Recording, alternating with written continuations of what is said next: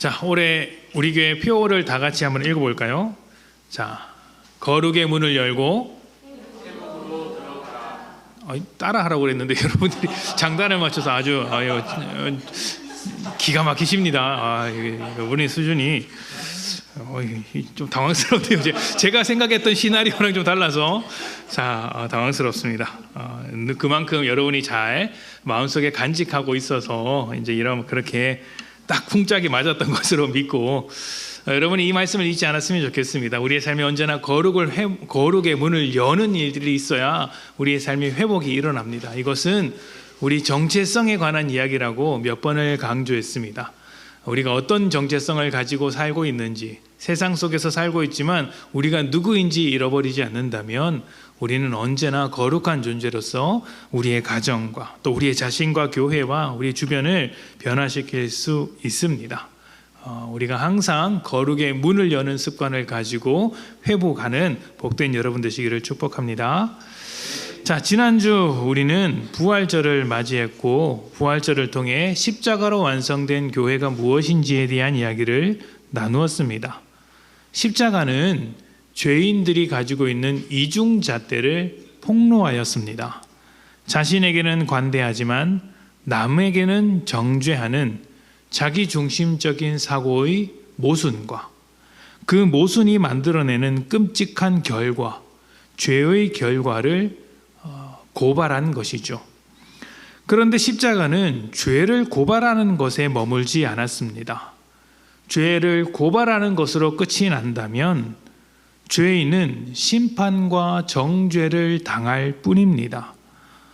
우리를 목적으로 하시는 하나님은 우리가 심판에 머물지 않도록 우리를 용서하셨고 하나님의 새로운 관계, 하나님과의 새로운 관계 안으로 초대하셨습니다. 그러니까 심판을 위해서 일하시지 않고 정죄를 위해서 일하시는 것이 아니라 우리의 회복을 위해서 일하셨다는 것이죠. 십자가가 바로 그것이었습니다. 이것은 부모가 자녀의 잘못을 그냥 넘어가지 않는 것과 비슷하다고 할 수 있습니다.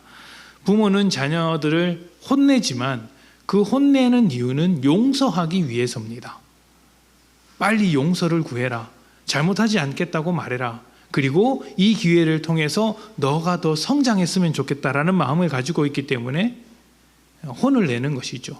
포기하면 혼도 내지 않습니다. 이런 것을 통해서 자녀가 더 성장하기를 바라는 것처럼 십자가에서 고발하고 또 십자가에서 정죄하고 십자가의 우리의 실체를 드러내는 것도 그 십자가의 심판을 넘어서 십자가의 정죄를 넘어서 우리를 새로운 존재로 목적 삼은 하나님의 일하심이 그 안에 담겨 있다고 할 수 있는 것이죠. 그렇게 죄의 이중성을 고발당했으나 그 이중성을 넘어서 우리에게 다가오신 하나님의 사랑을 바탕으로 우리는 새로운 정체성을 가지게 되었습니다. 그래서 그 사랑을 받은 우리는 넘지 못할 경계선이 없죠.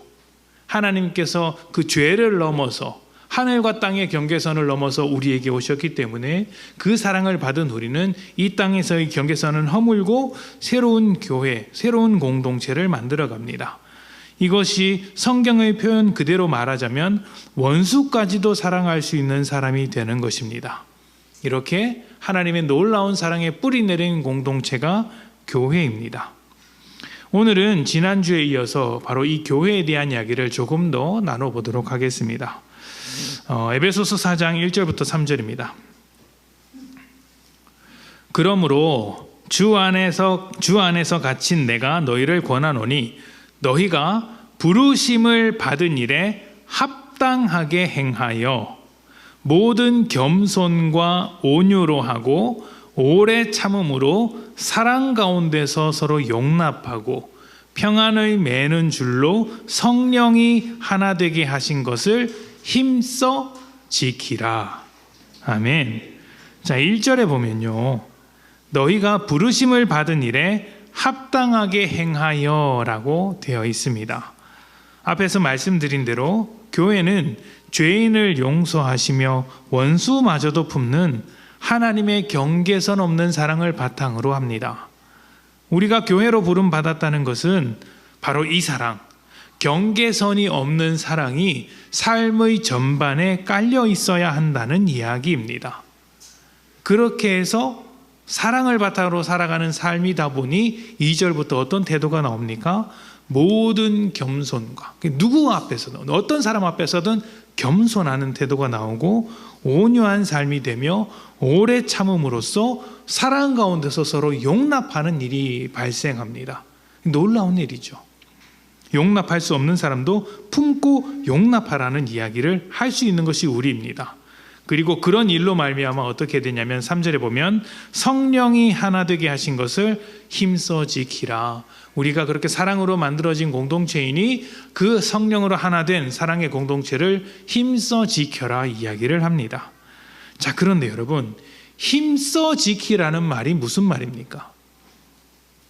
힘써 지킨다는 것은 힘을 쓰지 않으면 깨진다는 말입니다. 성령이 하나 되게 하신 것을 깨트리려는 여러 유혹과 도전들이 얼마든지 교회 안에 있을 수 있다는 것이죠. 이것은 누군가의 말실수가 될 수도 있고 또 성격 차이가 될 수도 있습니다. 또 교회 안에서 좋은 마음으로 사역을 하다가 벌어지는 갈등이 원인이 될 수도 있습니다. 좀 더 본질적인 면에서 생각을 해본다면 사실 그런 보여지는 것들을 넘어서 더 중요한 문제가 있습니다. 갈등이 벌일 수도 있고 말실수 때문에 갈등하고 또 성격 차이 때문에 깨질 수도 있겠지만 본질은 그게 아니라는 겁니다. 본질적에서 생각해 본다면 우리의 하나됨, 성령이 하나 되는 것을 깨트리는 것은 하나님과의 관계가 무너지는 것에서부터 시작을 합니다. 하나님과의 관계가 끊어지고 그 자리에 세상의 목적과 가치가 자리 잡게 된다면 그것은 하나님께서 무너뜨린 경계선을 다시 만드는 것입니다. 그 경계선이 자기 만족이든 아니면 칭찬과 인정을 받는 것이든 아니면 성격이든 일이든 무엇이든지 그것이 나를 중심으로 해서 경계선을 만들고 십자가로 만든 교회를 무너뜨리는 것이죠. 하나님은 이 교회를 경계선 없는 공동체로 만드셨는데 내가 중심에 되어서 새로운 경계선을 만드는 것입니다. 하나님과의 관계가 무너졌기 때문에 하나님께서 어떤 사랑을 우리에게 베풀어 주셨는지를 잊었기 때문에 세상으로부터 온 경계선을 다시 만들어버리는 것이죠. 자, 그렇다면 하나님의 부르심에 합당하게 성령이 하나로 만드신 교회를 힘써 지키려면 어떻게 해야 할까요? 힘써 지키려면 말입니다. 그것이 오늘 본문 말씀에 있습니다. 자, 말씀을 봅시다. 우리 다 같이 한 번 더 읽어볼까요? 에베소서 4장 13절부터 16절입니다. 자, 시작. 우리가 다 하나님의 아들을 믿는 것과 아는 일에 하나가 되어 온전한 사람을 이루어 그리스도의 장성한 분량이 충만한 데까지 이르리니 이제부터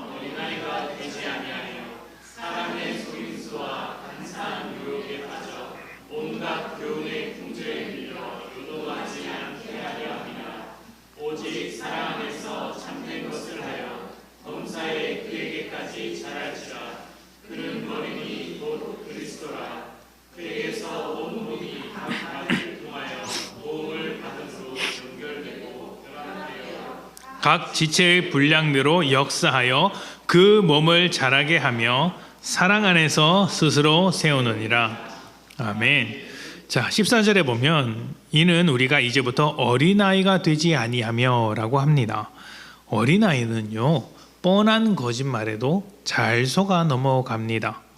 그래서 교육이 필요하고요, 부모와 선생님의 돌봄이 있어야 합니다. 교회도 그렇다는 것입니다. 어린아이와 같은 믿음이 있어서 그 연약한 자들이 세상의 속임수에 자꾸 넘어가 버리더라는 것이죠. 세상의 속임수에 넘어가면 어떻게 됩니까?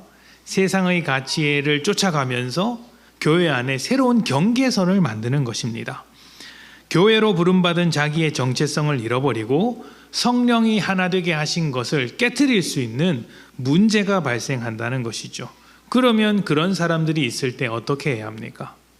15절에서는 오직 사랑 안에서 참된 것을 하여 범사에 그에게까지 자랄지라 그는 머리니 곧 그리스도라고 해서 어린아이에 머물지 말고 주님 닮은 모습을 가질 때까지 성장하라고 이야기를 합니다. 믿음의 성장을 요구하는 것이죠.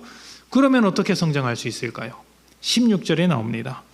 16절에 보면 온 몸이 각 마디를 통하여서 도움을 받음으로 연결되고 결합되어 각 지체의 분량대로 역사하여 그 몸을 자라게 한다라고 하는데, 쉽게 말하면 서로 도움을 받고 서로 이끌어주고 서로 연결되고 서로 결합되어라, 서로를 돕기 위해서 자기 역할을 감당해라, 이렇게 말하고 있는 것입니다. 예수님의 몸으로 부름받은 우리는 그 몸의 각각의 일부분입니다. 지체라고 말을 하죠. 그러니까 누군가는 손의 역할을 감당하고 누군가는 발의 역할을 감당하고 있습니다. 또 누군가는 뼈고 혈관이며 누군가는 심장일 것입니다. 각자의 역할이 있고 각자에게 해야 할 일이 있습니다. 아무것도 하지 않는다면 해야 할 역할이 없는 것이 아니라 아직 그 역할을 찾지 못했거나 아니면 그 역할이 무엇인지 알고 있음에도 외면하고 있는 것입니다. 에베소서 4장 7절에는 이렇게 기록되어 있습니다. 우리 각 사람에게 그리스도의 선물의 분량대로 은혜를 주셨나니. 아멘. 은혜를 준 사람이 있고 없는 사람도 있고, 이게 아니라 각 사람의 분량대로 누구나 다 은혜를 받았다고 합니다. 여기서 은혜라는 것은 소위 우리가 말하는 은사, 능력이나 직분이나 역할을 말하는 것입니다. 하나님으로부터 온 역할이 누구에게나 분량대로 있다라고 하는 것이죠. 그리고 그 뒤에 11절부터 12절에 보면 이렇게 이야기합니다. 그가 어떤 사람은 사도로, 어떤 사람은 선지자로, 어떤 사람은 복음 전하는 자로, 어떤 사람은 목사와 교사로 삼으셨으니 이는 성도를 온전하게 하여 봉사의 일을 하게 하며 그리스도의 몸을 세우려 하심이라. 아멘. 이게 번역이 좀 더 쉽게 하면 이렇습니다. 하나님께서 각 사람을 각자의 역할에 따라 부르셨다. 사도로, 목사로, 교사로서, 복음 전하는 자로서 다양하게 부르셨다. 이렇게 부르신 것은 성도를 온전하게 성장시켜서 봉사의 일을 하게 하는 자로 만들기 위함이다. 그리고 그 봉사를 통하여서 그리스도의 몸된 교회를 온전하게 만든다라고 설명을 하고 있는 겁니다. 그러니까 우리가 조금 더 섬길 수 있는 성도로 성장하기 위해서, 예수를 닮아 낮은 자리에 설 수 있는 성도로 성장하기 위해서 누군가는 돕는 역할을 해야 하는데, 그 돕는 역할이 누구 특정한 사람에게만 있는 것이 아니라 모든 사람에게 있다는 거예요. 모든 사람에게 그 분량대로 역할이 주어져 있다는 것입니다. 하나님은 각 사람의 역할과 그릇에 따라 그 일을 할 수 있는 은혜도 함께 주십니다. 예수님의 몸된 교회를 세우고 성도를 섬기며 사역에 동참하는 것은 우리 자신의 힘과 능력으로 하는 것이 아니라는 이야기죠. 역할에 맞도록 하나님께서 능력을 주셨으니 그 능력, 그 하나님을 의지하면서 하라는 것입니다. 대표적으로 그렇게 맡겨진 그 역할이 뭐냐면 목사입니다. 자, 여러분, 좋은 목사라는 어떤 사람일까요? 좋은 목사. 접니까? 할렐루야. 감사합니다. 두 그릇 드십시오, 오늘. 자, 목회자로서 소명을 받고 이제 신학교에 들어가게 되면 다들 마음이 뜨겁습니다. 저도 굉장히 뜨거웠습니다. 그래서 그 뜨거운 마음을 가지고 무엇을 꿈꾸냐면 소위 큰 목회를 꿈꿔요. 그러니까 제 간증을 들어보신 분은 아실 겁니다. 제가 얼마나 큰 목회를 꿈꿨는지. 제가 처음 꿈꿨던 교회의 성도 수가 몇 명입니까?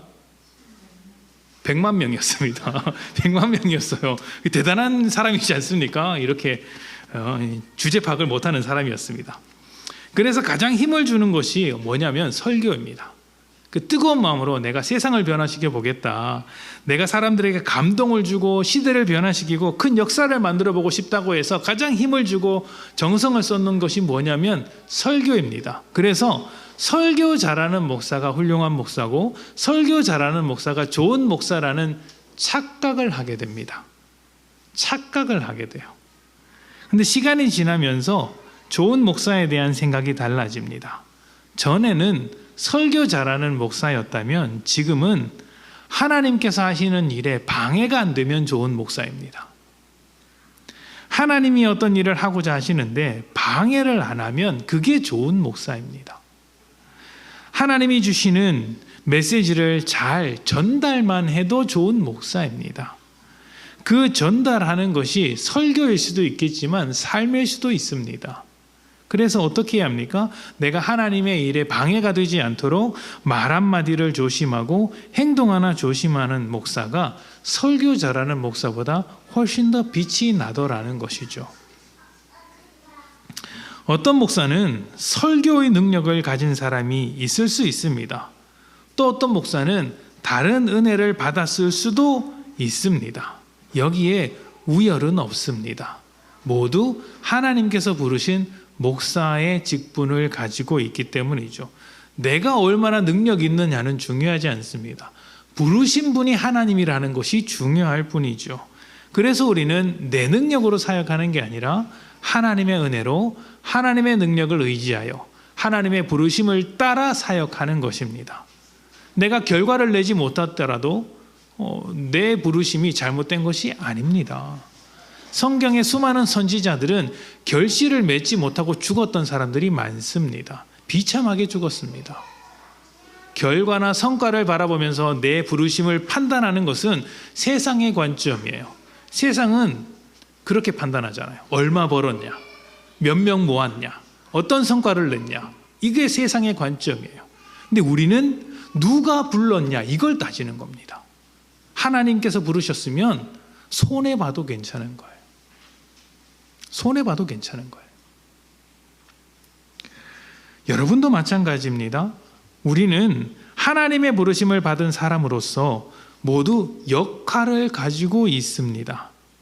그런데 그 역할을 하다 보면 원하지 않는 결과들이 생길 수가 있고 또 불필요한 일이 찾아올 수도 있습니다. 이런 말씀을 드리면 조금 민망하긴 한데, 우리가 주일 오전에 작년 예배를 드리기 전에 교육 목장 예배를 드립니다. 정말 우리 목자님들이 애를 씁니다. 그리고 최선을 다하고 있습니다. 앞에서 율동을 하는 우리 이제 귀한 자매도 있죠. 제가 볼 때 정말 뚝딱거리면서 열심히 합니다. 귀하죠. 근데 아이들의 표정을 보면 이러고 있습니다. 그러면 말씀을 전하고 있는 저도, 그리고 목자님들도 좀 답답할 겁니다. 아이들이 좀 복음을 듣고 극적으로 변화되었으면 좋겠는데 왜 이러고 있는가라는 생각이 들 때가 많이 있습니다. 그러나 그 결과물에 소망을 두는 것이 아니라 그런 아이를 변화시킬 수 있는 하나님께 소망을 두고 그 일을 감당하는 것이죠. 그 일을 감당하는 것입니다. 하나님께서 우리를 그 자리로 부르신 것입니다. 그러니까 결과가 중요하지 않다는 거예요. 우리에게 있어서는 결과는 하나님이 만드시는 거고, 우리에게는 부르심에 순종하는 것만이 있습니다. 하나님께서 우리를 실패의 자리로 부르셨다면 나는 실패하겠지만 하나님께서는 그 실패를 통해 성공하시겠구나, 이런 믿음을 가지고 나아가는 것이 우리들이어야 한다는 것이죠. 그리고 그 역할을 외면하는 이유가 성공이나 실패뿐만이 아니라 내 능력이 부족하다거나 내 시간이 없다거나 내 상황이 안 되는 이유를 가지고 계속 피하고 있다면 그건 역시 본질적으로 우리를 부르시는 하나님을 신뢰하지 않기 때문에 일어나는 현상입니다. 하나님, 저 바쁜데요. 하나님께서 바쁜 거 몰라서 부르셨겠습니까? 하나님, 저 능력이 없는데요. 하나님께서 능력 없는 걸 몰라서 부르셨겠습니까? 다 아는데도 불구하고 부르셨습니다. 왜 부르셨죠? 우리를 목적으로 삼고 우리를 통하여 어떤 목적을 이루시기 위해서 부르신 것입니다. 저 믿음이 없는데요. 알아요. 아는데도 부르시는 것입니다. 여러분, 제가 목회자로 부름을 받았을 때 제 간증을 들어보신 분은 아실 것입니다. 제가 주님을 진짜 인격적으로 만났을 때가 언제냐면 대학원 다닐 때라고 말을 합니다. 신학교에 들어가서 공부를 하다가 이제 사역을 한창 하고 있는 중에 주님을 진짜 인격적으로 만나서 변화되었습니다. 이게 이상하지 않습니까? 예수를 믿고 내가 앞에서 설교를 하고 있는 사람인데 진짜 예수를 만났을 때는 한참 하나님에 대해서 공부하고 씨름하던 대학원 때입니다. 이상하죠? 근데 하나님은 그렇게도 일을 하시더라는 것입니다. 그러면 혹자는 제대로 된 믿음, 온전한 믿음, 성숙한 믿음을 가지고 있지 않은데도 불구하고 목사로 섬겼단 말이야, 전도사로 섬겼단 말이야. 그게 말이 돼? 말이 안 될 것 같지만 우리 하나님은 인격이라서 그렇게 일을 하십니다. 그렇게 일을 하신다는데 우리가 뭐라고 토를 답니까? 그냥 아멘하고 그 길을 가는 것이죠. 그러니까 내가 어떤 이유를 대면서 하나님 안 됩니다, 안 됩니다고 말하면 하나님 입장에서는 답답합니다. 네가 안 된다고 말하지만 나는 된다고 말한다. 그러면 네 말이 맞냐, 내 말이 맞냐? 하나님의 말씀이 맞죠. 그래서 하나님을 신뢰하는 자는 상황에 따라, 능력에 따라, 또 어떤 이야기를 따라서 거절하는 게 아니라 그럼에도 불구하고 하나님을 신뢰하며 나아가는 것이죠. 이것은 우리의 능력이 아니라 하나님의 능력으로 일하겠다는 부르심이기 때문입니다. 자, 13절을 다시 한번 읽어봅시다. 제가 읽겠습니다. 우리가 다 하나님의 아들을 믿는 것과 아는 일에 하나가 되어 온전한 사람을 이루어 그리스도의 장성한 분량이 충만한 데까지 이르리니. 아멘. 자, 하나님의 아들 예수를 믿는 것과 아는 일에 하나가 되어야 한다라고 이야기를 합니다. 여기서 믿음이라는 것은 십자가로 변화된 정체성을 가진 우리가 하나님께 대하여 갖는 신실한 태도를 이야기합니다. 그래서 믿음을 다른 말로 번역하면 신실함이고 또 다른 말로 번역하면 충성이에요. 하나님을 신뢰하기 때문에 드러낼 수 있는 충성됨, 신실함, 그 믿음이라는 것이죠. 사랑을 받는 자녀가 부모를 사랑하듯 하나님의 사랑을 받은 우리가 하나님을 사랑하는 것, 이것이 믿음이라는 것입니다. 그것이 신실한 태도로 충성된 삶으로 나타난다는 것이죠. 그리고 이어서 나오는 아는 것, 알미라는 것은 예수님의 말씀과 뜻을 이해하는 것입니다. 내가 하나님을 사랑하기 때문에, 예수님을 사랑하기 때문에 예수님의 뜻과 그 말씀을 더 듣고 이해해보고자 하는 것이죠. 그런데 여기서 말하는 아는 것, 이해라는 것은 단순히 지식을 말하는 게 아닙니다. 머릿속에 지식을 말하는 게 아니라 실천하기 위한 이해를 말하는 거예요. 내가 그 말씀을 따라 살기 위해서 내가 그 말씀을 알고자 하는 거예요. 정리하면 예수님을 믿음으로 새로운 정체성을 가진 사람은 예수님의 뜻을 이해하고 실천하는 삶을 살아야 한다는 것입니다. 믿음은 삶을 동반한다는 이야기입니다. 분리될 수 없다는 것이죠. 새로운 정체성과 새로운 삶은 분리될 수 없고 하나님께로부터 부름받아서 하나님의 자녀가 된 사람은 하나님께서 부르신 그 역할과 분리될 수 없다는 것입니다. 정체성은 하나님께 두지만 세상처럼 살아가는 것은 모순이고 하나님께 부름받았으나 부름받은 역할을 하지 않는 것 또한 모순입니다. 이상한 겁니다. 에베소서 4장 20절부터 24절입니다. 오직 너희는 그리스도를 그같이 배우지 아니하였느니라. 진리가 예수 안에 있는 것 같이 너희가 참으로 그에게서 듣고 또한 그 안에서 가르침을 받았을진데 너희는 유혹의 욕심을 따라 썩어져가는 구습을 따르는 옛사람을 벗어버리고 오직 너희의 심령이 새롭게 되어 하나님을 따라 의와 진리의 거룩함으로 지으심을 받은 새 사람을 입으라. 아멘. 믿게 되었습니다. 그래서 이전에 살던 습관을 다 버립니다. 새로운 삶을 입죠. 믿었으니 새로운 삶이 요구된다는 것입니다. 옛적 삶, 세상의 삶, 죄의 삶은 버릴 수밖에 없다. 예수님을 믿는 우리는 예수님의 말씀과 뜻을 배웁니다. 그리고 새로운 정체성에 어울리는 삶을 살아가기 위해서 썩어져가는 옛사람을 버립니다. 그리고 새로운 사람을 입습니다. 여기서 새로운 사람을 입는다는 것은 13절에서 말한 바와 같이 믿는 것과 아는 것이 하나가 되어서 예수님을 닮아가는 장성한 어른으로 성장하는 것을 말하는 것입니다. 예수님은 우리를 위하여 자신을 내어주신 분입니다. 그래서 우리도 자신을 내어주신 예수님과 같이 우리 자신을 내어주는 역할을 이어받습니다. 우리의 역할이 최종적으로는 그것입니다. 자신을 내어주는 것. 누군가는 목사로 내어주고, 누군가는 집사로 내어주고, 누군가는 목자로 내어줍니다. 또 누군가는 찬양팀으로 내어주고, 방송으로 내어주고, 반주로 내어줍니다. 누군가는 식사당번으로 내어주고, 누군가는 설거지로 내어주고, 누군가는 청소로 내어줍니다. 누군가는 화분에 물 주는 것으로, 누군가는 자리 정리하는 것으로, 누군가는 쓰레기통 하나 비우는 것으로, 누군가는 아이를 돌보는 것으로, 누군가는 먼저 인사하는 것으로 자신을 내어줍니다. 각자의 자리에서 자기에게 부어진 역할을 통해 하나님의 사랑과 은혜를 드러내기 위해 자신을 내어주는 것이죠. 이것이 우리가 부여받은 역할입니다.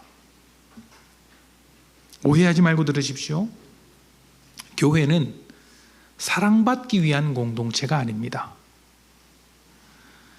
자신의 공허한 마음, 텅 빈 것 같은 삶을 다른 사람들에게로부터 체험받으려는 공동체가 아니라는 이야기입니다. 누구로부터 받아야 합니까? 그 체험은 하나님께로부터 받는 것입니다. 우리가 이곳에서 함께 하나님을 바라보고 있기 때문에 서로를 통해서 그 체험이 있을 수 있습니다. 그러나 그 체험도 그 사람으로부터 오는 게 아니라 하나님이 그 사람을 통해서 주시는 거예요. 그래서 우리의 안테나는 항상 하나님께 향하고 있어야 되는 것입니다. 교회는 사랑받기 위한 공동체가 아니라, 잘 들으셔야 합니다, 사랑하기 위한 공동체예요. 이건 다릅니다. 사랑받기 위해서 이곳에 오는 게 아니라 사랑하기 위해서 이곳에 오는 거예요. 하나님께로부터 받은 사랑과 은혜를 가지고 하나님께서 맡기신 역할, 하나님께서 보내신 자리를 피하지 않고 감당하는 것입니다. 그게 교회입니다. 하나님께서 어떤 역할을 맡기셨는지 알고 싶으십니까? 다양한 방법으로, 다양한 모양으로 맡기십니다. 제가 아까 목자들을 말씀드렸기 때문에 목자에 대한 이야기를 드려보면, 아이들을 향한 안타까움을 통해서 교육 목자로서의 마음을 발견할 수도 있습니다. 교육 목자로서의 역할을 발견할 수도 있죠. 아이들을 보니 저 아이들이 이 험한 세상, 이 어두운 세상 가운데서 복음을 지키며 사는 게 어렵겠다. 나라도 저 아이들에게 복음을 좀 가르쳐야 되겠다. 내 능력은 안 되지만 복음을 가르쳐야 되겠다라는 그 작은 마음이 교육 목자로서 헌신하게 만듭니다. 근데요, 다르게 헌신하는 사람도 있습니다. 저 아이들 좀 마음에 안 드네. 저거 내가 한 소리 좀 해야 되겠는데 내가 그냥 하니까 할 수는 없고 잔소리하고 싶은데 라는 마음으로 목자의 부르심을 받을 수도 있습니다. 아닌 것 같습니까? 제가 예전 교회에서 함께 사역했던 교육 목자 중에 이제 새벽마다 술 마시고 새벽에 와서 주정하시던 분이 한 분 계셨습니다. 뒷자리에 앉아서 밤새도록 술을 마시고 이제 집에 들어가지 않고 교회에 오시는 거예요. 그것도 은혜죠. 교회 와서 술 마시면 어떻게 됩니까? 힘들잖아요. 그 뒤에서 한숨을 푹푹 쉽니다. 그럼 제가 앞자리에 앉아 있었거든요.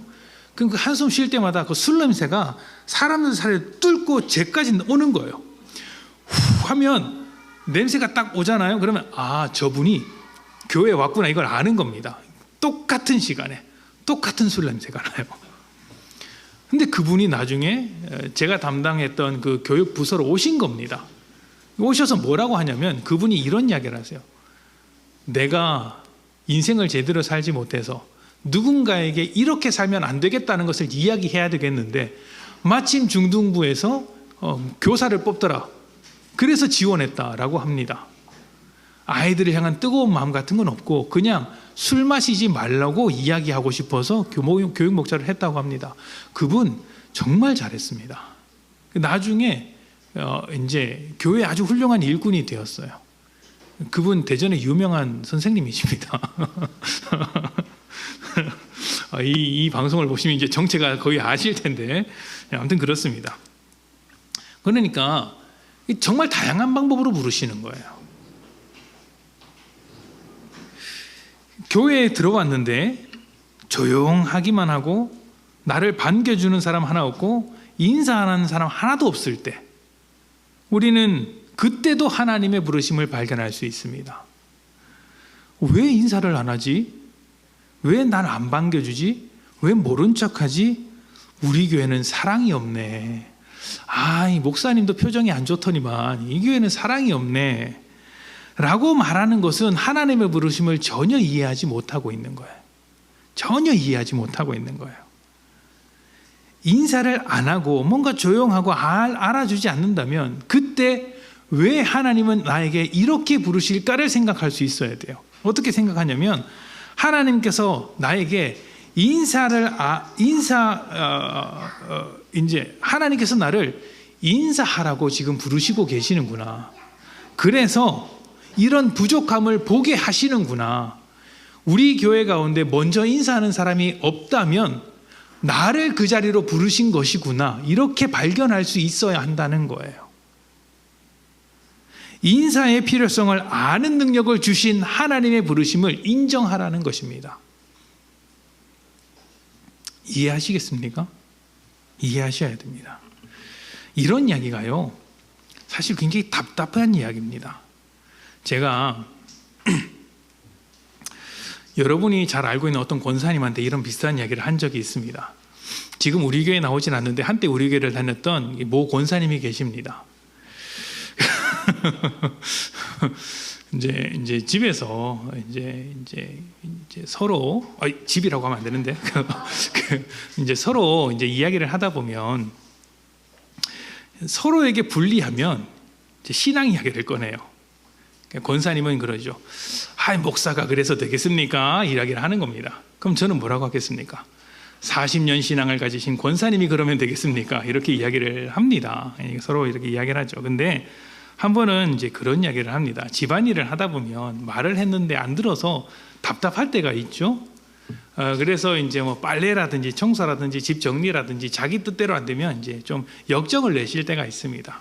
그러면 제가 이제 목사기 때문에 저를 방어하기 위해서 아주 원칙적인 이야기를 합니다. 그 원칙적인 이야기를 하면 보통 싸움이 일어나요. 원칙적인 이야기를 하면 안 됩니다. 사랑을 해야 됩니다. 근데 제가 뭐라고 이야기했냐면 바로 이 이야기를 하는 겁니다. 설교 때는 할 수 있는 이야기를 한 거죠. 예를 들면 이런 겁니다. 아니, 옷을 벗었으면 세탁기에 바로 넣어야지 왜 땅바닥에 던져 놓느냐 라고 이야기를 하죠. 그러면 나는 그게 잘못된 건지 모르지만 그걸 잘못된 사람을 보고 있는 사람이 있다면 하나님께서 왜 그렇게 볼 수 있는 눈을 주셨는지를 생각해 보십시오 라고 이야기를 합니다. 속 뒤집어지는 이야기죠. 속 뒤집어지는 이야기입니다. 야, 그냥 네가 하면 되지. 그거 그럼 보는 사람이 하라는 이야기냐? 그 말이 맞죠. 그 말입니다. 속 뒤집어지는 이야기인데 왜 그런 이야기를 드리냐면 하나님의 부르심이 언제 어느 때 어떤 모습으로 올지 모른다는 것을 알아야 한다는 것입니다. 그리고 우리는 자신을 내어주라고 부름받았기 때문에 그 내어주는 역할이 언제든지 있을 수 있다는 것이죠. 그것이 땅바닥에 떨어진 옷을 주워서 담는 것일 수도 있습니다. 또 교회에 이렇게 봤더니 쓰레기가 떨어져 있네. 교회 마침 그 주에 청소를 안 해서 먼지가 좀 굴러다니네. 그러면 지나가는 말로 쓰레기가 있네. 누가 좀 청소하지. 이렇게 말하는 게 아니라 내가 주워야 되겠구나. 내가 그 역할을 감당해야 되겠구나. 이게 하나님의 부르심에 응답하는 거예요. 이거는 내가 하나님께 응답을 이제 받는 것이지. 목사님이 그렇게 했으니까 그렇게 말하는 사람이 있으면 그거 네가 해. 이거 아닙니다. 이러면 싸움 나는 거예요. 내가 감당하기 위한 거예요. 또 이걸 가지고 집사님 왜 그렇게 말했다고 집사님 뭐라 그러고 당신 말이야 목사님이 했던 말을 못 들었어? 남편한테 못 들었어? 이렇게 하면 안 돼요. 그게 정죄입니다. 그냥 나한테 하는 걸로 끝나야 되는 거예요. 찔리십니까? 걱정 마십시오. 저도 그럽니다. 우리 같이 성장합시다. 우리 같이 성장합시다. 아멘 안 해? 아멘 하셔야죠. 아멘 하셔야죠. 그러니까 하나님께서 이런 부족함을 보게 하셨구나. 그래서 그 자리에 나를 내어주라고 하시는구나. 이렇게 나아갈 수 있어야 한다는 것이죠. 우리는 다 어린아이와 같아서 그렇게 잘 안 될 때가 많습니다. 그러나 서로 도와감으로 장성하게 자라가야 한다는 것이죠. 장성하게 자라기 위해서 오늘도 이 말씀을 꺼내는 것 아니겠습니까? 교회를 세우는 역할은 우리 모두를 향한 하나님의 부르심입니다. 어느 한 사람에게가 아니라 우리 모두에게 오시는, 우리 모두를 향한 하나님의 부르심이죠. 우리 한 사람 한 사람이 모여서 교회를 이루어가고 그 한 사람 한 사람이 자기 역할을 잘할 때 우리 교회 가운데 하나님의 사랑과 은혜가 흘러가는 것입니다. 이제 1인 1사역을 다시 시작합니다. 1인 1사역은 한 사람이 적어도 하나의 하나님의 부르심에 응답하는 것이죠. 1인 1사역은 우리를 통해 예수님의 몸된 교회를 교회답게 세우려고 하시는 하나님의 부르심입니다. 하나님께서 하나님의 능력으로 일하고자 하실 때에 우리가 하나님의 신실한 손과 발이 되기를 소망합니다. 그 사역을 잘 감당하고 또 기쁨으로 감당하면서 자신을 내어주는 주님을 닮아가는 복된 여러분 되시기를 소망합니다. 우리 함께 기도하겠습니다.